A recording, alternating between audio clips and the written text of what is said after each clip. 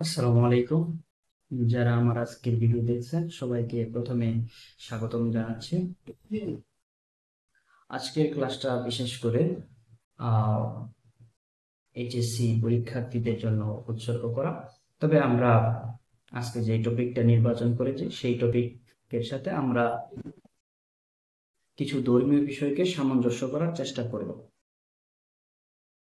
তো আমরা আজকে আইসিটি ইন্টারমিডিয়েটের আইসিটির প্রথম চ্যাপ্টার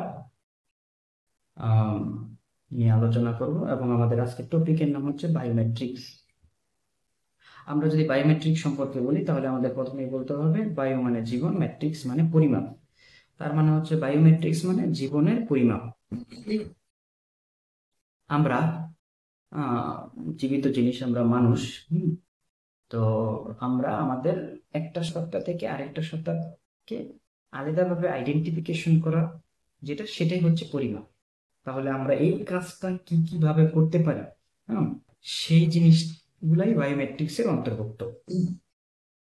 তো আমরা যদি বায়োমেট্রিকের সংজ্ঞাটা দেখি তাহলে আমরা বুঝবো যে বায়োমেট্রিক হলো এমন একটা পদ্ধতি যেখানে মানুষের শারীরিক বা আচরণগত বৈশিষ্ট্য ব্যবহার করে পরিচয় নিশ্চিত করা যায়। যেমন আমরা বলতে পারি যে হাতের আঙ্গুলের ছাপ, এই যে ফিঙ্গারপ্রিন্ট, হ্যাঁ, হাতের যে অগ্রভাগ এটার ছাপ। তারপর আপনার মুখমণ্ডল, এটাকে বলে ফেস রিকগনিশন। তারপরে এই যে পুরো হাত, এই পুরো হাতের যেটা আছে এটাকে বলে হ্যান্ড জিওমেট্রি। আর চোখের সামনে যে চোখের মনি আছে এটাকে বলে আইরিশ। হ্যাঁ, এটা দ্বারা আলাদা করা যায়। এবং তারপরে যে জিনিসটা আছে সেটা হচ্ছে রেটিনা, এটা চোখের ভিতরে থাকে। তো এইভাবে একটা মানুষকে আরেকটা মানুষ থেকে আলাদা করা। আরেকটা জিনিস আছে ডিএনএ। আমরা যারা আদালত দেখি বা সিআইডি অনেক দেখছি, আমরা জানি যে ডিএনএ এর মাধ্যমে রক্ত হোক, চুল হোক বা যে কোনো কিছু থেকে ডিএনএ অ্যানালাইসিস করা, তারপর অপরাধী শনাক্তকরণ করা যায়। তো এই যে বিষয়গুলো, এগুলাই বায়োমেট্রিক্স এর অন্তর্ভুক্ত। তো আমরা ইনশাল্লাহ বিষয়গুলো সূক্ষ্মভাবে দেখার চেষ্টা করব। তবে আমরা এখানে চেষ্টা করি একটু কিছুটা ধর্মীয় বিষয় সামঞ্জস্য করার।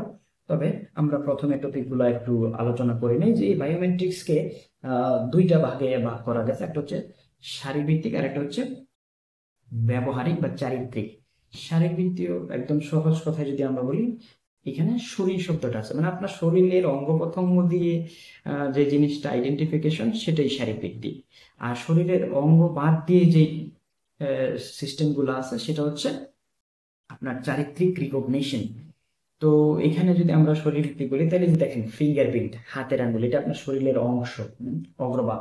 এই যে হ্যান্ড জিওমেট্রি, আপনার হাতের জ্যামিতিক নকশা, এটা আপনার হাতের সাথে অন্য কারো হাতের নকশা মেলা। এবং আপনার খেয়াল করবেন যে আপনার হাতের পাঁচ আঙ্গুলের যে ছাপ আপনার নিজের আঙ্গুলের সাথে নিজেরটা মিলে না।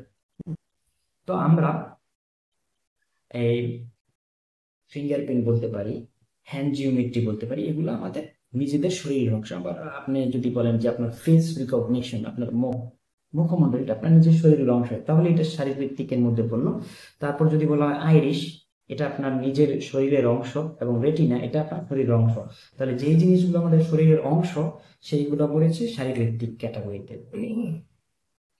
আর কয়েকটা জিনিস আছে যেগুলো আমাদের শারীরবৃত্তিক পড়ে না, যেগুলোকে বিহেভিয়ারিয়াল বা আচরণ ভিত্তিক বলা হয়। তো সেই জায়গাতে যদি আমরা যাই তাহলে আমরা দেখবো যে কি স্ট্রোক, মানে আপনি কিবোর্ডে আপনি কিভাবে টাইপিং করেন, এটা আপনার কিবোর্ডে টাইপিং করলে এটা আপনার শরীরের অংশ না। তারপরে আপনার যে সিগনেচার, আপনি একটা স্বাক্ষর করেন খাতায়, হ্যাঁ, তো এই যে সিগনেচারটা সেটা আপনার শরীরের অংশ না। হ্যাঁ, তো এই সিগনেচার, হ্যাঁ, কি স্ট্রোক আর ভয়েস রিকর্ড, ভয়েস হচ্ছে একটা কথা, হ্যাঁ, এই কথাটা আপনার শরীরের অংশ না, এটা আপনার মুখ থেকে বের হয়। হ্যাঁ, এটা একটা অ্যানালগ সিগন্যাল, এটা বাতাসের মধ্যে দিয়ে যেতে যেতে আরেকজনের কাছে পৌঁছায়। তো এই যে এই জিনিসগুলো আপনার আচরণ ভিত্তিক বললাম, সেগুলো আসলে শরীরের অংশ নয়, আমরা এগুলো সহজে মনে রাখতে পারি। হ্যাঁ, তারপর ব্যাপার হচ্ছে আমাদের বুঝতে হবে যে এই কয়েকটা জিনিস আমরা বললাম যে চোখের মনি মানে আইরিস স্ক্যান আর আপনার রেটিনা স্ক্যান। এই দুইটা জিনিসের মধ্যে যদি আপনাকে জিজ্ঞেস করা হয় কোনটা সবচেয়ে দ্রুত হয়, তাহলে আপনি বলবেন আইরিস স্ক্যানটা সবচেয়ে দ্রুত হয়। রেটিনা কেন? এটার উত্তর হচ্ছে আইরিস, এই চোখের মনিটা এটা আপনার সামনে থাকে আর রেটিনাটা থাকে চোখের ভিতরে। তাহলে অন্যদিক থেকে যখন রশ্মিটা আসে, তাহলে যেটা সামনে আছে চোখের মনি সেটাতে আগে যায়, তাহলে এটাতে কাজ করা সহজ, এই জন্য এটা দ্রুত কাজ করে। আর রেটিনা যেহেতু রেটিনা রক্তনালীগুলোর ভিতরে, এই জন্য এটা কাছে আনতে হয়, স্ক্যান করতে হয়। তাহলে দূর থেকে স্ক্যান করার সুবিধার কথা যদি বলা হয়, তাহলে সেটা হবে আপনার আইরিশ। এবং দ্রুত দ্রুত গতি কোনটা সেটা বললো আইরিশ। আর যদি বলে সবচেয়ে বেশি একিউরেসি কোনটাতে বেশি, হ্যাঁ, তাহলে বলবেন আপনার রেটিনা। এটার কারণ হচ্ছে রেটিনাটা চোখের ভিতরে থাকে, হ্যাঁ, যেহেতু ভিতরে থাকে এই জন্য এটা নকল করা যায় না, হ্যাঁ, এই জন্য এটার একিউরেসি বা নির্ভুলতাটা বেশি। তো আপনাদের সৃজনশীল প্রশ্নে এরকম কিছু জিনিস আসতে পারে যে একজন দরজার দিকে তাকালোর পর হুট করে দরজাটা খুলে গেল, আপনার কাছে অলৌকিক মনে হতে পারে, কিন্তু জিনিসগুলো এখন স্বাভাবিক। হ্যাঁ, তো আপনি তাকালেন, দরজাটা খুলে গেল, সেটা আপনার আইরিস স্ক্যান। তারপর আপনার যে পাসপোর্ট ভেরিফিকেশন বা আপনার বিমান বন্দরের ক্ষেত্রে দেখা যায় যে আপনার আইরিস স্ক্যান, রেটিনা স্ক্যান, এই জিনিসগুলো ব্যবহার করা হয়। তারপর আপনার যে ডিএনএ বিশ্লেষণ, এই ডিএনএ বিশ্লেষণের মাধ্যমে, হ্যাঁ, সন্তানের পিতা নির্ণয় করা হয়, আবার অপরাধীদেরকে শনাক্ত করা হয়। হ্যাঁ, হ্যান্ডজিওমেট্রি মানে হাতের যে শিরা উপশিরাগুলো আছে, হ্যাঁ, এগুলো দ্বারা শনাক্ত করা হয়, আঙ্গুলের ছাপ, ফিঙ্গারপ্রিন্ট।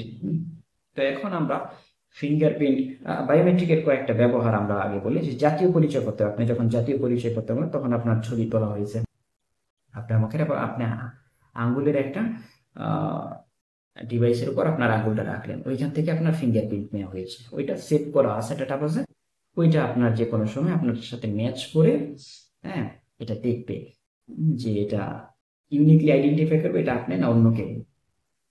তো এখন বিষয় হচ্ছে যে এই যে লাখ লাখ কোটি কোটি মানুষ যে সৃষ্টিকর্তা সৃষ্টি করেছে, প্রত্যেকটা মানুষের এই ফিঙ্গারপ্রিন্ট, আঙ্গুলের যে অগ্রভাগ একজন থেকে অন্যজনের আলাদা। এটা খুবই বিস্ময়কর একটা কথা।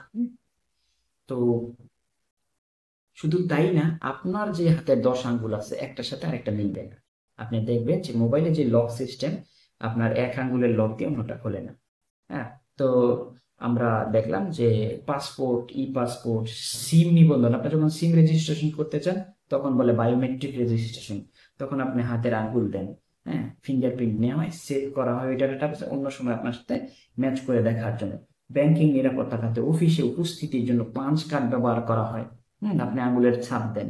তো এই জিনিসগুলো বায়োমেট্রিকের বাস্তব জীবনে আমরা অহরহ ব্যবহার দেখতেছি। তো এখন আমরা যদি এটাকে ধর্মীয় ভাবে বিশ্লেষণ করার চেষ্টা করি, তাহলে আমরা সবারই উচিত ধর্মগ্রন্থটা, নিজেদের ধর্মগ্রন্থটা পড়া। তাহলে আমরা যদি পবিত্র কোরআনের দিকে তাকাই, সূরা কিয়ামা 75 নম্বর সূরা 3 নম্বর আয়াতে আছে, আয়াহসাবুল ইনসান আল্লান নাজমা ইজামা। তো এটার ইংরেজি অনুবাদে বলেছে, does man think that we will not assemble his bones. এর বাংলা অর্থ হচ্ছে, মানুষ কি মনে করে যে আমি কখনোই তার অস্থি সমূহ একত্রিত করব না। এখানে ইজামা আরবি শব্দ, এর অর্থ হচ্ছে বোন, মানে আপনার হাড়, এই যে এটা হাড়, এটা হাড়, হ্যাঁ। তো এই 3 নম্বর আয়াতে বলা হয়েছে যে মানুষ কি ভাবে যে মানুষ যখন মারা যাবে তখন তার যে হাড় গোড়, এগুলা তো আপনার জয়েন্ট ছুটে যাবে, তো ওই জিনিসগুলাকে আমি একত্রিত করবো না, এটা মানুষ মনে করে। এর পরের আয়াতে যদি যান, এরপরের আয়াতে বলা আছে 4 নম্বরে, বালা কাদিরনা আলা আন নুসাফিউ বানানা।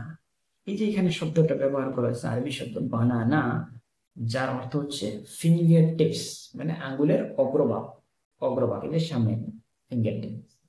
1450 বছর আগে কোরআনে এই কথাটা বলা আছে, আপনি খেয়াল করেন বিষয়টা।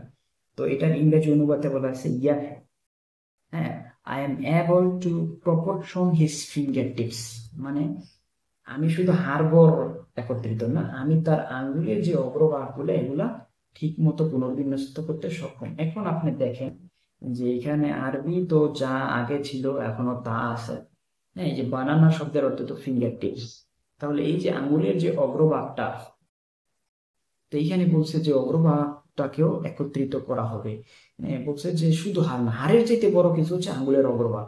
তো আজ থেকে 1450 বছর আগে কিন্তু এটা বের করা হয় নাই যে আঙ্গুলের অগ্রভাগ আলাদা, উপরে মাংস দিয়ে দেখা যায়, এটা কি কোনো বুঝার সিস্টেম আছে যে একটার সাথে আরেকটা আলাদা, একজন মানুষের সাথে আরেকজনের মানুষ একদম আলাদা হবে, এরকম তো কমপক্ষে 100 মানুষের মিলে যাওয়ার কথা ছিল, কিন্তু এমনটি হয়নি। পরবর্তীতে গবেষণার মাধ্যমে দেখা গেছে যে প্রত্যেকটা মানুষের আঙ্গুল আলাদা আলাদা। তার মানে সৃষ্টিকর্তা বলছেন যে এটা তো আমার হাড়গোড় একত্রিত করা তো আমার জন্য কোনো ব্যাপারই না, আমি তার প্রত্যেকটা যেভাবে তার সৃষ্টি করছি, আঙ্গুলের যে অগ্রভাগটা আছে, হ্যাঁ, যেইভাবে আমি সৃষ্টি করছি প্রত্যেকটা আঙ্গুল আলাদা 10টা হাতের, ঠিক অনুরূপ ভাবে আমি সৃষ্টি করতে সক্ষম। এটা আছে 4 নাম্বার আয়াতে, হ্যাঁ, সূরা কিয়ামাতে। এখন আমরা ফিঙ্গার টিপ সম্পর্কে যদি, মানে ফিঙ্গারপ্রিন্ট সম্পর্কে কিছু যদি তথ্য জানতে চাই, তাহলে ফিঙ্গারপ্রিন্টের জনক হিসেবে সাধারণত স্যার ফ্রান্সিস গ্যালটনকেই বিবেচনা করা হয়। তার একটা লেখা বই আছে, 1892 সালে উনি বইটা লিখেছেন, একটা বৈজ্ঞানিক, বইটার নামই ছিল ফিঙ্গারপ্রিন্টস। তো এই যে 1892 সাল, তার মানে অনেক পরে, আপনার আমাদের নবী হযরত মুহাম্মদ সাল্লাল্লাহু আলাইহি ওয়াসাল্লাম 570 খ্রিস্টাব্দে জন্মগ্রহণ করেন, 632 খ্রিস্টাব্দে বা 33 মারা যান।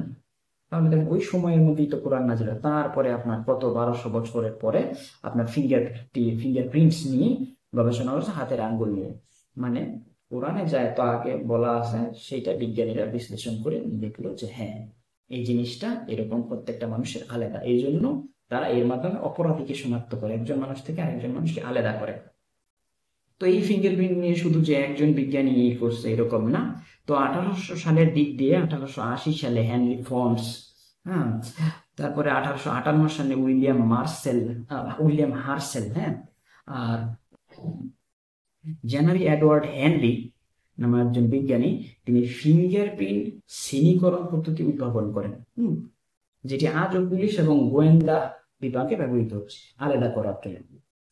তো আমরা যদি চিন্তা করি, যে আজ থেকে 1450 বছর আগে এই কথা বলা আছে। তারপর আরো একটা আয়াত যদি আমরা চিন্তা করি, যে সূরা নিসা 4 নম্বর সূরার 56 নম্বর আয়াতে বলা আছে, as to those who reject our son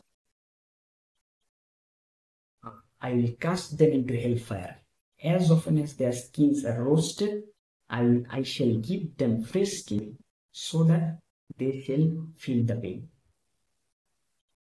এটার অর্থ হচ্ছে যে নিশ্চয়ই যারা আমার আয়াতসমূহকে অস্বীকার করেছে, অচিরেই আমি তাদেরকে প্রবেশ করাবো অগ্নিকুণ্ডে, যখনই তাদের চামড়াগুলো দগ্ধ হয়ে যাবে, পুড়ে যাবে, তখন আমি উহার স্থলে নতুন চামড়া পাল্টে দেব, অন্য চামড়া দিয়ে যাবে, যাতে তারা আযাবের স্বাদ আচ্ছাদন করে। নিশ্চয়ই আল্লাহ পরাক্রমশালী এবং প্রজ্ঞাময়। মানে প্রজ্ঞা মানে কি? জ্ঞান। হ্যাঁ, জ্ঞানের চাইতে উচ্চ স্তরকে বলা হয় প্রজ্ঞাময়। তাহলে দেখেন আপনি এত যদি চিন্তা করেন, যে বলা হয়েছে যে এখানে বুঝাচ্ছে যে চামড়া পাল্টাইলে সামথিং, আবার শাস্তি দিলে সে আবার ব্যথা অনুভব, চামড়া পুড়ে গেছে আবার চামড়া দিলে, হ্যাঁ, সে ব্যথা অনুভব করবে। এটা 1450 বছর আগে কোরআনে বলা আছে। এখন বিজ্ঞানীরা এটা আবিষ্কার করে দেখলো যে আমাদের যে চামড়া আছে, যখন কোনো অগ্নিকাণ্ড ঘটে, চামড়া পুড়ে যায়, তখন ডাক্তারের কাছে গেলে ডাক্তার সুই দিয়ে কোচা দিয়ে দেখে যে পুড়ে যাওয়া অংশে ব্যথা অনুভব করে কিনা। যদি ব্যথা অনুভব করে তাহলে কিছু সেল আছে পেইন রিসেপ্টর নামে, এগুলা সংবেদনশীল সেল, এগুলা অলরাইট মানে ঠিকঠাক আছে, তাহলে তার ট্রিটমেন্টটা সহজ হবে, ক্রিটিক্যাল না। আর যদি দেখা যায় যে না, তার পুড়ে গেছে, এই পেইন রিসেপ্টর গুলা নষ্ট হয়ে গেছে, তখন তার অবস্থা ক্রিটিক্যাল। তার মানে হচ্ছে যে 1450 বছর আগে বলা হয়েছে যে মানুষের চামড়া এমন কিছু আছে যার কারণে সে ব্যথা অনুভব করে। আর আজকে বিজ্ঞানী এটা আবিষ্কার করলো যে হ্যাঁ, চামড়ার মধ্যে আছে এরকম কিছু, হ্যাঁ, যার কারণে মানুষ ব্যথা অনুভব করে, সেটাকে পেইন রিসেপ্টর বলা হয়। এটা সূরা নিসা 4 নম্বর সূরার 56 নম্বর আয়াত আছে। হ্যাঁ, তো আসলে কোরআন আমাদের বলছে যে অবশ্যই যে কোরআনে যা বলা আছে, হ্যাঁ, যারা চিন্তা শক্তি সম্পন্ন, যারা জ্ঞানী, যারা ভাবে, হ্যাঁ, এগুলো তাদের জন্য নিদর্শন। সৃষ্টিকর্তা মানুষকে দুনিয়াতে পাঠিয়েছে, হ্যাঁ, তো অবশ্যই এটার একটা উদ্দেশ্য আছে এবং আল্লাহ মানুষকে বিবেক দিয়েছে। তো এই জায়গাতে যে কোরআনে অনেক জায়গায় বলা আছে যে যারা চিন্তা শক্তি সম্পন্ন তাদের জন্য আল্লাহ নিদর্শনগুলো সুন্দর করে বর্ণনা করেন। যে আমরা যদি সূরা রুম 30 নম্বর সূরা 21 নম্বর আয়াতে তাকাই, তাহলে সেখানে বলা আছে আর তার নিদর্শনাবলীর মধ্যে রয়েছে যে তিনি তোমাদের জন্য তোমাদের থেকে স্ত্রীদের সৃষ্টি করেছেন যাতে তোমরা তাদের কাছে প্রশান্তি পাও। আর তিনি তোমাদের মধ্যে ভালোবাসা ও দয়া সৃষ্টি করেছেন। নিশ্চয়ই এর মধ্যে নিদর্শনাবলী রয়েছে সেই কওমের জন্য যারা চিন্তা করে। তাহলে দেখেন শেষের অংশে কিন্তু বলা আছে যারা চিন্তা করে। আমরা আরো কয়েকটা আয়াত দেখবো, আপনারা খেয়াল করবেন। তারপরে পরের আয়াতেই বলা আছে 22 নম্বর আয়াতে, আর তার নিদর্শনাবলীর মধ্যে রয়েছে আকাশমণ্ডল এবং পৃথিবী সৃষ্টি এবং তোমাদের ভাষা এবং বর্ণের বিভিন্নতা। নিশ্চয়ই এতে জ্ঞানীদের জন্য নিদর্শনাবলী রয়েছে। এখানে বলা আছে জ্ঞানীদের জন্য নিদর্শনাবলী রয়েছে। তো এখানে বলছে যে মানুষ পৃথিবীতে কত কত ভাষা, 5-6 হাজারের উপরে ভাষা। চিন্তা করেন, এক একজন মানুষ এক এক, এই ভাষাটা কিভাবে সৃষ্টি হয়েছে আপনি যদি ভাবেন, অবাক করার মতো বিষয়। একজন বাংলা, একজন হিন্দি, ভাষার তো শেষ নেই। এরকম অনেক অনেক ভাষা আছে। চাইনিজ ভাষা আপনার সামনে বললে, আমার সামনে বললে আমরা বুঝবো না। তো এই জিনিসগুলোই নিদর্শন, মানে কিভাবে এই জিনিসগুলো সৃষ্টি করছেন। তারপরে যদি আমরা দেখি যে 23 নম্বর আয়াতে, 23 নম্বর আয়াতে বলা হয়েছে, আর তার নিদর্শনাবলীর মধ্যে আরো রয়েছে তোমাদের নিদ্রা এবং দিবসে তোমাদের কর্ম এবং তার অনুগ্রহ অন্বেষণ। নিশ্চয়ই এতেও নিদর্শন রয়েছে তাদের জন্য যারা শ্রবণ করে। এইখানে বলছে আপনাকে মনোযোগ দিয়ে শোনার জন্য, মানে কোরআনটা যদি কেউ তেলাওয়াত করে বা কোনো অর্থ বলে, আপনাদেরকে অবশ্যই মনোযোগ দিয়ে শোনার কথা বলছে। তাহলে আপনার আল্লাহ হেদায়েত দান করতে পারেন। আল্লাহ কোনো অহংকারী এবং দাম্ভিক ব্যক্তিকে হেদায়েত দান করে না। হেদায়েতের জন্য নম্র ভদ্র হতে হবে, আপনাকে নিউট্রাল থাকতে হবে, নিরপেক্ষ থাকতে হবে। তো এরপরে 24 নম্বর আয়াতে বলা আছে, আর তার নিদর্শনাবলীর মধ্যে আরো রয়েছে তোমাদের বিদ্যুৎ প্রদর্শন, মানে বিজলি, যা তোমাদের ভয় এবং আকাঙ্ক্ষা সৃষ্টি করে, এবং আকাশ থেকে ভারী বর্ষণ করা, যা দ্বারা ভূমিকে তার মৃত্যুর পরে সঞ্জীবিত করে। নিশ্চয়ই এতেও নিদর্শন রয়েছে বোধশক্তি সম্প্রদায়ের জন্য, বোধশক্তি সম্পন্ন সময়। এই যে দেখেন এখানে মানে অনুভূতি, মানে চিন্তা করতে পারে যারা, ওই রকম সম্প্রদায়ের জন্য, যারা মূর্খ, যারা গোয়ার, যারা কোনো কিছুই মানতে চায় না, বিবেক দিয়ে চিন্তা করে না, তাদের জন্য না। তাদেরকে আল্লাহ ছেড়ে দিয়েছেন কিয়ামত দিবসে হাতুড়া দিয়ে পিটানোর জন্য। তো এখানে বলছে যে আল্লাহ এখানে বোঝানো হয়েছে যে মৃত যে ভূমি, ওই ভূমিকে আল্লাহ উপর থেকে ভারী বর্ষণ করে বৃষ্টিপাত করে ওইটাকে আবার সুন্দর করে সঞ্জীবিত করে, মানে জীবিত করে, এতে ফসল ফলায়। ঠিক অনুরূপ ভাবে মানুষকেও কিয়ামত দিবসে উনি জীবিত করবেন। এই জিনিসটা এখানে ইঙ্গিত দেওয়া হয়েছে। তো তারপরে আমরা আমাদেরকে, তো ধর্মীয় বিষয় যেটা, আমাদেরকে এই বিষয়ে জ্ঞান অর্জন করতে হবে, আমাদেরকে চেষ্টা করতে। আমরা যদি চেষ্টা করি তাহলে আল্লাহ আমাদেরকে সাহায্য করবেন। এই কথাটাও কোরআনে আল্লাহ পাক বলেছেন সূরা আনকাবুত 29 নম্বর সূরা 69 নম্বর আয়াত আপনারা দেখবেন। এখানে বলা ওয়াল্লাযিনা জাহাদু ফিনা লানাহদিয়াল্লাহু সুবুলানা ওয়া ইন্নাল্লাহা লামাল মুহসিনিন। And those who strive and struggle to the aid of your Lord, to the aid of your Lord will guide you, Lord will help you and make your path furthermore easier. Indeed, Allah is with the believers. এখানে বলছে যে যারা আল্লাহর পথে সর্বাত্মক প্রচেষ্টা চালায়, নিজে নিজে চেষ্টা করে, তাদেরকে আল্লাহ অবশ্যই তার পথে পরিচালিত করবে। আর নিশ্চয়ই আল্লাহ সৎকর্মশীলদের এবং বিশ্বাসীদের, ইমানদারদের সাথেই আছে, মানে তাদেরকে আল্লাহ সাহায্য করে। এই জিনিসটা এখানে বোঝানো হয়েছে। তা আমাদেরকে অবশ্যই চেষ্টা করতে হবে ধর্মীয় জ্ঞান অর্জন করা, যে কোনো ভাবে, কারো কাছ থেকে শুনে হোক বা যে জানে তার কাছ থেকে জেনে, যেভাবে হোক আমাদেরকে ধর্মীয় জ্ঞান অর্জন। আমরা কিয়ামত দিবসে আল্লাহর কাছে অভিযোগ করতে পারবো না যে আমরা জানি নাই। আল্লাহ বলবে তোমাকে এনাফ সময় দেওয়া হচ্ছে, এখন আর সুযোগ নেই। অনেকে দুনিয়াতে আসতে চাবে কিন্তু সুযোগ দেওয়া হবে না। তো আমরা আরো যদি কিছু আয়াত দেখি, যে আল্লাহ বলছেন যে মানুষকে দুনিয়াতেই নিদর্শন দেখানো হবে, তার অন্তরের মধ্যে আল্লাহ তাকে কিছু সময়ের জন্য বুঝাবেন যে হ্যাঁ সৃষ্টিকর্তা আছেন। তারপরে সে শয়তানের প্ররোচনায় ধোঁকা খেয়ে সে ভুল করে জাহান্নামে যেতে পারে, সেটা আলাদা বিষয়। এই রিলেটেড কোরআনে একটা আয়াত আছে সূরা হামিম সেজদা 41 নম্বর সূরা 53 নম্বর আয়াতে আছে সানুরিহিম আয়াতিনা ফিল আফাকি ওয়া ফি আনফুসিহিম হাত্তা ইয়াতাবায়ানা লাহুম আন্নাল হক। এর অর্থ হচ্ছে surely I will show my sign to the farthest region of the horizon until it is become clear to them that this is the truth. এর অর্থ হচ্ছে আল্লাহ বিশ্বজগতে, হ্যাঁ, আল্লাহ তাআলা তার নিদর্শন সমূহ প্রদর্শন করবে যতক্ষণ পর্যন্ত এটা তাদের কাছে মনে হয় এটা হচ্ছে হক, এটা হচ্ছে সত্য। তো তারপরে আরো একটা আমরা বলতে পারি যে আমরা জীবনে চলার পথে আল্লাহর সাহায্য কামনা করবো। আমাদের জীবনে অনেক বিপদ আসতে পারে, আমরা একমাত্র তা আল্লাহর কাছে সাহায্য কামনা করবো, আমরা ধৈর্য ধারণ করবো। সূরা আলে ইমরান 3 নম্বর সূরা 160 নম্বর আয়াতে আছে যে if Allah helps you, none can overcome you. If Allah forsakes you, who is then there who can help you? So let the believer put their trust in Allah. এর অর্থ হচ্ছে যে যদি আল্লাহ কাউকে সাহায্য করে তাহলে কেউ তাকে অবনমিত করতে পারবে না, হ্যাঁ, কেউ তার ক্ষতি করতে পারে না। আর আল্লাহ যদি কাউকে পরিত্যাগ করেন, কারো অমঙ্গল করার চেষ্টা করেন, তাহলে পৃথিবীতে কারো সাধ্য নাই, হ্যাঁ, তার কল্যাণ করা, তার ভালো করা। এবং সুতরাং বিশ্বাসীদেরকে একমাত্র আল্লাহর উপরই ভরসা করা উচিত। তো আমরা কিছু ধর্মীয় জিনিস জানলাম, ধর্মীয় রেফারেন্স সহকারে। আর একটা বিষয় হচ্ছে যে একজন বিজ্ঞানী ফ্রান্সিস বেকন, সে একটা জিনিস ইন্ডিকেট করছে, সে বলছে যে অবশ্যই একজন স্রষ্টা আছে, মানে নাস্তিক হওয়া যাবে। সে খ্রিস্টান হতে পারে, এটা বিষয় না, কিন্তু বলছে যে একজন স্রষ্টা আছে যে কোনো ধর্মের।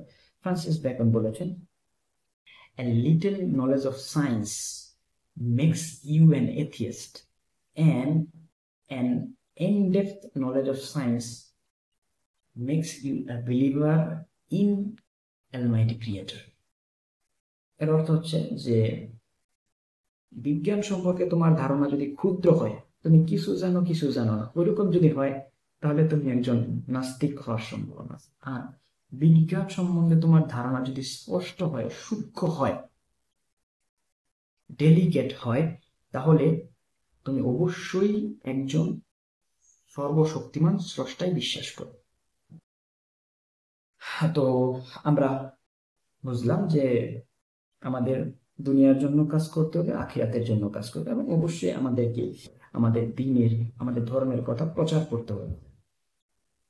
কোরআনে একটা আয়াত আছে যে মানুষকে অবশ্যই ধর্ম প্রচার করা উচিত, সূরা নাহল 16 নম্বর সূরার 125 নম্বর আয়াত। এখানে আছে উদু ইলা সাবিলি রাব্বিকা বিল হিকমাতি ওয়াল মাওয়াজাতিল হাসানাতি ওয়াজাদিলহুম বিল্লাতি ওয়াল আহসান।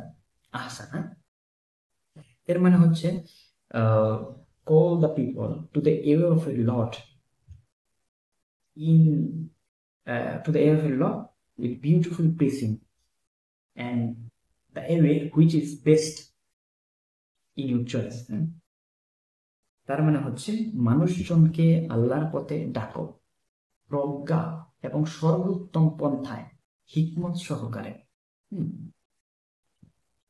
এবং তোমার যেটা সর্বোত্তম পন্থা সেই পন্থায় মানুষকে আল্লাহর পথে ডাকো। এর মানে হচ্ছে যে যেরকম যার নলেজ যেরকম, ওইটা বুঝে আপনাকে তাকে আল্লাহর পথে ডাকতে হবে।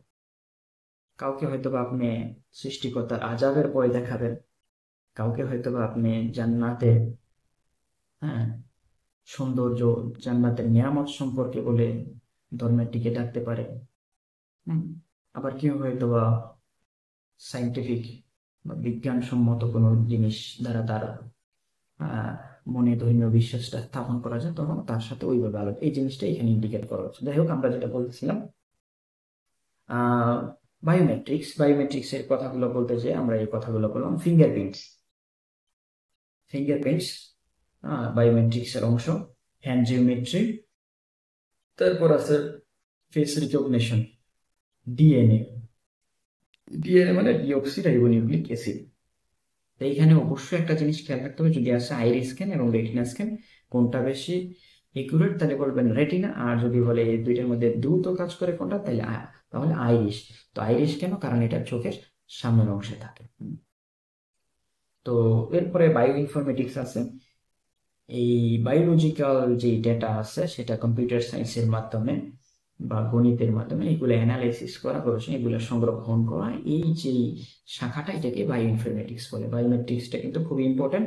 এর পাশাপাশি বায়ো ইনফরমেটিক্স পড়বে, জেনেটিক ইঞ্জিনিয়ারিং এই জিনিসটা পড়বে। জেনেটিক ইঞ্জিনিয়ারিং মানে জিন, প্রত্যেকটা মানুষের, হ্যাঁ, রেটিনা, প্রত্যেকটা মানুষের রেটিনা আলাদা। আপনি চিন্তা করে দেখেন সৃষ্টিকর্তা কিভাবে মানুষকে সৃষ্টি করতেন, রেটিনা, হ্যাঁ, তারপরে হ্যান্ড জিওমেট্রি, হাতের যে নকশা, হ্যাঁ, আইরিশ, এগুলো সব আলাদা।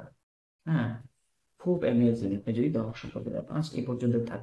সবাই ভালো থাকবেন, হ্যাঁ, আমার জন্য দোয়া করবেন। হুম। আসসালামু আলাইকুম রহমতুল্লাহি।